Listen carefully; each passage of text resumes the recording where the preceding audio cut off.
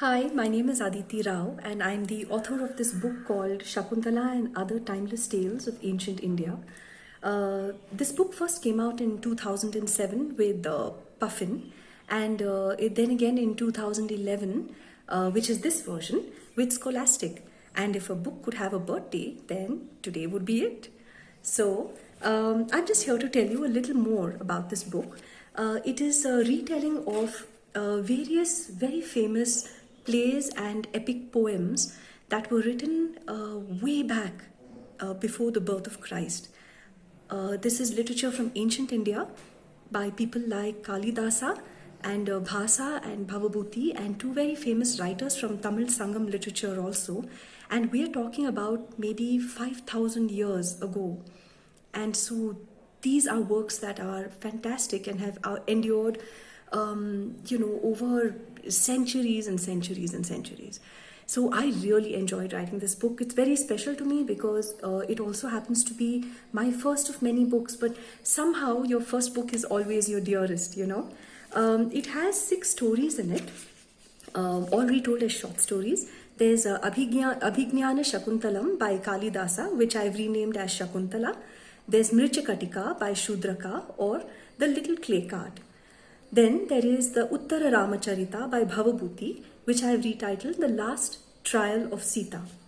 There's Silapadikaram by Ilango Adigal, The Story of an Anklet. Mani Mekhalai by Sattanar, the Dancer and the Begging Bowl. And there's Urubhangam, which is a collection of 6 short plays by Bhasa, which I've rewritten as a short story, and it has been titled The Shattered Thigh. What is very interesting to note is that there are all kinds of heroes and heroines in this, and some are gods and goddesses, and then kings and queens. But some of them, like Mrichakatika, also have commoners, common people. Mrichakatika, Manimekhalai, Silapadikaram, they are all simple people living everyday lives who, by some act of real purity or bravery or courage or humor, have become the heroines of their own pieces of work. And then you have the Uttara Ramacharita and Urubhangam, which are retellings of portions of the Ramayana and the Mahabharata respectively. And it should be said here that neither of the writers have actually stuck to the original text. They have come out with some wild plot twists and turns which are worthy of an Agatha Christie, modern day novel. And it was really a very special experience for me to write this, because when it was first commissioned, it was done so by an editor called Sudeshna Shom Ghosh from Puffin, who later on very quickly became a very dear friend and has remained a very dear friend till today. She was so kind.